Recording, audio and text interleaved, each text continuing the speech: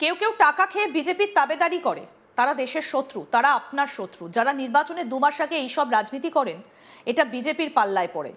বিজেপির অনেক digital media আছে, আপনারা এসব বিশ্বাস করবেন না, দেখবেন না। এসব দেখলে মাথা খারাপ হবে, নেগেটিভ চিন্তা আসবে, সবসময় পজিটিভ চিন্তা করবেন। মমতা বলেন মুর্শিদাবাদ নতুন করে অশান্ত হোক, এটা তিনি চান না। মুর্শিদাবাদের বহরমপুর স্টেডিয়ামের এক জনসভায় মন্তব্য করেছেন রাজ্যের মুখ্যমন্ত্রী তথা তৃণমূল সুপ্রিমো মমতা বন্দ্যোপাধ্যায়। এদিন নাম না করলেও আদতে ভরতপুরের সাসপেন্ডেড বিধায়ক হুমায়ুন কবিরকে নিশানা করেছেন তৃণমূল নেত্রী, মনে করছে রাজনৈতিক মহল। কি বলেছেন মমতা ব্যানার্জি, শুনবো এবার। কেউ কেউ টাকা খেয়ে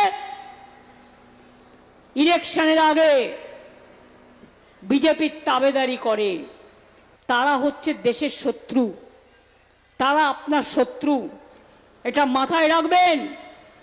যারা নির্বাচনের 2 মাস আগে থেকেই সব রাজনীতি করে, এটা বিজেপির পাল্লায় পড়ে। কিন্তু আমি সম্মান করি যারা ওপার বাংলাতে অনেক কষ্ট করে ছিন্নমূল পরিবারগুলো এসছে, তারা কিন্তু ইন্ডিয়ান সিটিজেন, তারা এদেশের নাগরিক। তাই এনআরসি বাংলায় হবে না। এই এসআইআর চক্রান্তের পেছনে আছে এনআরসি। আমার গলা কেটে দিলেও আমি কোনো ডিটেনশন ক্যাম্প করব না আর কাউকে তাড়াবো না, এটা বিজেপি ভালো করে জেনে রাখো। আর রোহিঙ্গা বাংলায় কে নিয়ে এসছে? আমরা কোথা থেকে নিয়ে আসবো?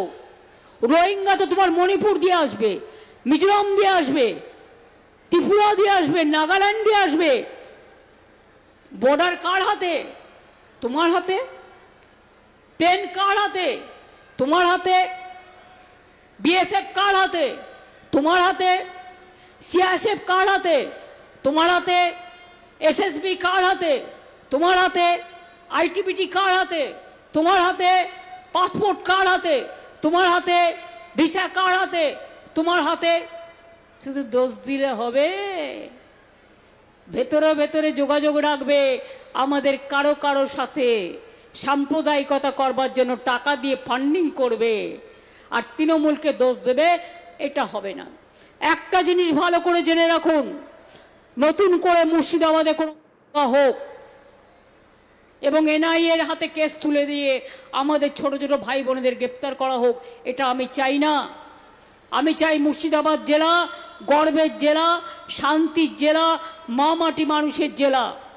কোনো আশ্রয় কখনো দেবেন না, বুক পেতে শান্তি রক্ষা করবেন, তবেই তো শান্তিতে বসবাস করবেন।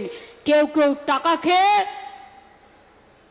ইলেকশনের আগে বিজেপির তাবেদারি করে, তারা হচ্ছে দেশের শত্রু, তারা আপনার শত্রু, এটা মাথায় রাখবেন। যারা নির্বাচনের 2 মাস আগে থেকেই সব রাজনীতি করে, এটা বিজেপির পাল্লায় পড়ে। বিজেপির অনেকগুলো ডিজিটাল মিডিয়া আছে, সব মিডিয়া খারাপ আমি বলবো না। গদি মিডিয়া, এরা শিখিয়ে দেয় কোন দিন কি বলতে হবে। আপনারা সেটাকে বিশ্বাস করবেন কেন? যেমন মায়েরা একটা শাক পচে গেলে শামুকটাকে সরিয়ে দেন, তেমনি এদের সরিয়ে দেবেন। এসব দেখবেন না, এসব দেখলে মাথা খারাপ হবে, নেগেটিভ চিন্তাধারা হবে, সবসময় পজিটিভ হতে হবে।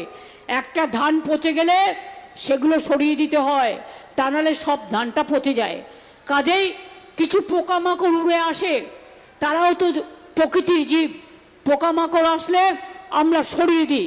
কিছু পোকামাকড় থাকবেই, জগৎ চলবে, জীবন চলবে, দেশও চলবে, বাংলাও চলবে। কিন্তু পোকামাকড়কে আমরা সরিয়ে দিয়ে আমরা আমাদের কাজটা করব নিজেদের মতো করে। মুখ্যমন্ত্রী বলেন নিশ্চিন্তে থাকুন, কারো কোনো কথায় বিশ্বাস করবেন না। ইলেকশনের এখনো পর্যন্ত 6 মাস বাকি, যাতে সরকার কোনো কাজ করতে না পারে, তাই ইলেকশনের 3 মাস আগে এসআইআর করেছে। মমতা অভিযোগ করেন কেন এসআইআর আগে হয়নি। তিনি বলছেন বিজেপি শাসিত রাজ্যগুলিতে ভোট থাকলেও সেখানে এসআইআর হচ্ছে না, আর যেখানে বিজেপি সরকার নেই সেখানে এসআইআর করতেই হবে। মমতা বলেন সর্বধর্মকে সম্মান করি, মানুষের অধিকার কেড়ে নিলে সেটা মানব না। কি বললেন মমতা ব্যানার্জি, সেটাও শুনবো। মাসে 1000 মানে কত হলো? 12 মাসে 12,000 আর 5 বছরে 60,000। গদিবাবুদের বলুন আগে ওই টাকাটা দিতে। আর যারা তপশিলি অধিবাসী তারা পেয়েছে 70,000, 12,000 করে পায়। এবং আজ শুধু নয়, আপনারা এরপর বার্ধক্য ভাতার জন্য যাবেন না মা বোনেরা, বিধবা ভাতার দরকার নেই। এই লক্ষ্মীর ভাণ্ডার যতদিন বাঁচবেন জীবনে ততদিন আপনারা পাবেন। নিশ্চিন্তে থাকুন, কারো কোনো কটু কথায় বিশ্বাস করবেন না।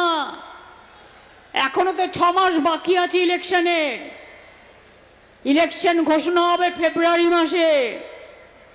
এরা চালাকি করে এত পেটের ক্ষুধা, মানুষকে ক্ষুধা মেটাতে টাকা দেয় না, কিন্তু ইলেকশনের আগে গভর্নমেন্ট যাতে কাজ করতে না পারে উন্নয়নে, সেই জন্য 6 মাস আগে থেকে, ইলেকশনের 3 মাস আগে এসআইআর ডিক্লেয়ার করেছে। আরে তোমার হিম্মত থাকলে তুমি 2 বছরে করতে। তুমি তো 2001-এ ইলেকশনের পরে শুরু করেছিলে, 2004-এ ফাইনাল লিস্ট বেরিয়েছিল। তাহলে আজকে হঠাৎ কি হলো? 4টে স্টেটে ইলেকশন হচ্ছে, বাংলা, তামিলনাড়ু, কেরালা, আসাম। তামিলনাড়ুতে বিজেপি গভর্নমেন্ট নেই, তাই এসআইআর হবে ইলেকশনের আগে। কেরালায় নেই, তাই এসআইআর হবে ইলেকশনের আগে। বাংলায় নেই, তাই এসআইআর করতে হবে। কিন্তু আসামে তো তুমি আছো, তাহলে আসামে কেন এসআইআর হবে না বাবু? একটু উত্তর দাও। উত্তর তোমায় দিতেই হবে। ত্রিপুরায় কেন হবে না? বিজেপি আছে বলে ত্রিপুরা বাংলাদেশের বর্ডার নয়? বলুন, রোহিঙ্গা যদি আসে, বাংলায় তো বর্ডার নেই, আসে মণিপুর হয়ে, মিজোরাম হয়ে, নাগাল্যান্ড হয়ে, সেখানে কেন এসআইআর হবে না? বিজেপি আছে বলে খোকা বাবুকে দুধ খাওয়াতে হবে। আর বাংলায় খোকা বাবুরা নেই বলে বাংলায় তার খাওয়া বন্ধ করে দিতে হবে। আমি পরিষ্কার বলছি, আমি সাম্প্রদায়িকতা বিশ্বাস করি না, সব ধর্মকে সম্মান করি, কিন্তু এটা জেনে রাখুন, মানুষের অধিকার কেড়ে নিলে সেটা মানব না, মানব না, মানব না।